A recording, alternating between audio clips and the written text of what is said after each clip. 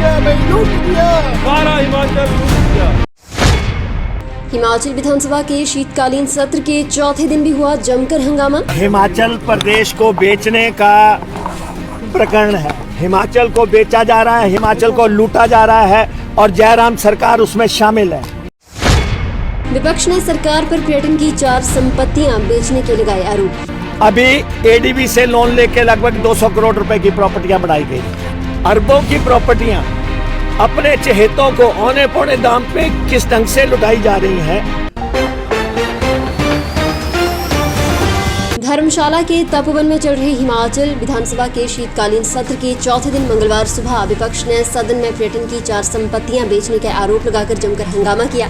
विपक्ष ने आरोप लगाया कि सरकार ने एडीबी से 200 करोड़ का कर्ज लेकर बनाई 4 संपत्तियां निजी क्षेत्र को औने पौने दामों पर दे दी है।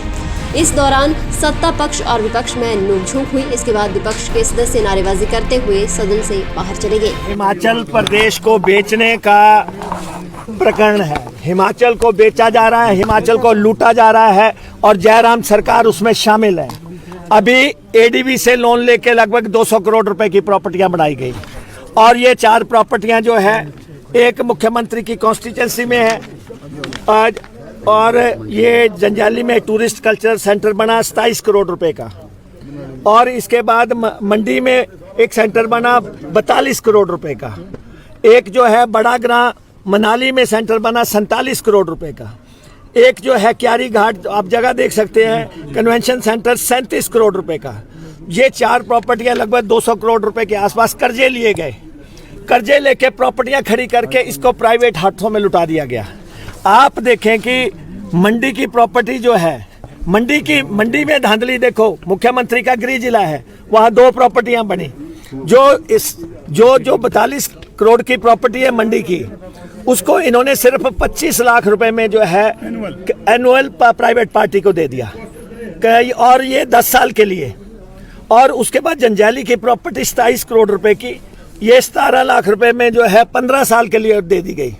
तो आप देखें कि ये प्रॉपर्टियां जो है अरबों की प्रॉपर्टियां अपने चहेतों को औने पौने दाम पे किस ढंग से लुटाई जा रही हैं।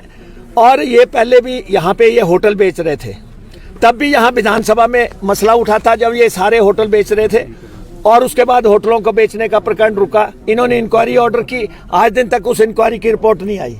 उसके बाद अब अंदर खाते हशश मैनर में प्रॉपर्टियां तैयार की। एडीबी का कर्जा खड़ा हो गया हिमाचल प्रदेश पे, और इन्होंने 10 साल के लिए 15 साल के लिए 10-15 साल के बाद तो प्रॉपर्टी ये बिकी गई, 15 साल के लिए बाहर चली गई। और उसमें सरकार ने क्या कमाया?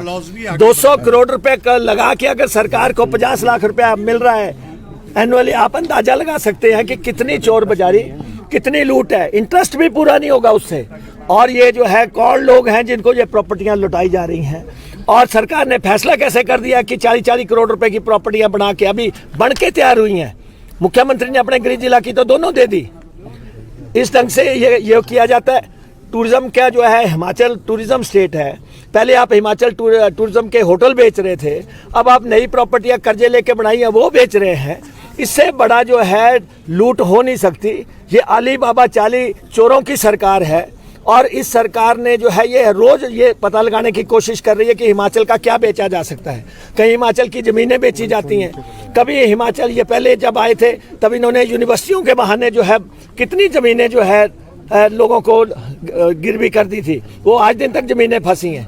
कोई किसी तरीके से दे रहे हैं, कोई किसी तरीके से दे रहे हैं, और ये तो बनाई हुई संपत्तियां लुटाई जा रही हैं। जो बन गई प्रॉपर्टियां 200 करोड़ रुपए की, अभी वो सामने बन के तैयार हुई और स्टार्ट भी नहीं हुई, और उन प्रॉपर्टियों में जो है चहेतों को औने पौने दाम पे भेज दिया है। इससे बड़ी लूट नहीं हो सकती तो क्या नहीं हो सकती।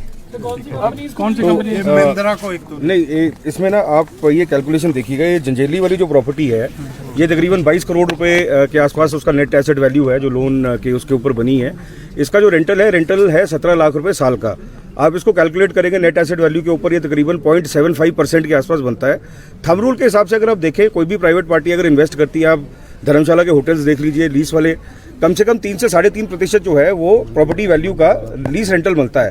तो अगर आप इसको देखिए तो ये इसकी वैल्यू जो थी ये 60 से 65 लाख होनी चाहिए थी, तो 60 से 65 लाख के बजाय ये जो 17 लाख में जो है ये किसी प्राइवेट पार्टी को दे दी गई है। तो बोलने का मतलब ये है, ना केवल ये लॉस है सरकार के लिए, लेकिन साथ के साथ ये जो पैसा आना था, इस पैसे को और डेवलपमेंट के लिए यूज किया जा सकता था।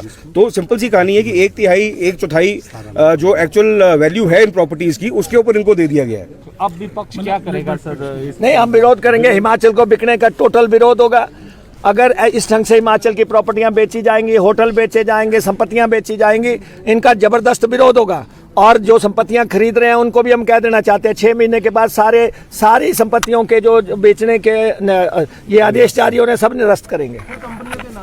एक कोई अर्जिस कंपनी है, दूसरी कोई महिंद्रा है। अब आप बताएं कि 200 करोड़ की प्रॉपर्टियां 1% भी नहीं बनता है जिस पे दे रहे हैं ये 0.75 1% तो वैल्यू की भी नहीं बनती है। उससे भी नीचे पे जो है इन्होंने प्राइवेट पार्टियों को दे दिया। इंटरेस्ट मिला के अगर आप देखिए तकरीबन 100 से 125 साल लगेगा अपना पैसा रिकवर करने के लिए। ठीक है सर। तो कौन सा मतलब ये वो नहीं, फिर लोन क्यों लेने? काहे के लिए एडीबी के लोन ले रहे हैं? अगर तो चलाने थे सरकार ने तब कर्जे लेते। नहीं मिलेगा ना हिमाचलियों को रोजगार मिलेगा, ना ही संपत्ति की ये जिस तरीके से बनाई गई, जिस काम के लिए बनाई गई, ये सरकार के लिए बनाई गई, विभाग के लिए बनाई गई। बड़ी हद इसको टूरिज्म कॉर्पोरेशन चलाता। ये कर क्या रहे हैं कि अंदर खाते एकाएक अभी संपत्तियां बन के भी तैयार नहीं हुई पूरी, जब तक इन्होंने बेच भी डाली। फिलहाल के लिए बस इतना ही। और बड़ी खबरों के लिए बने रहे न्यूज़ सुपर भारत के साथ।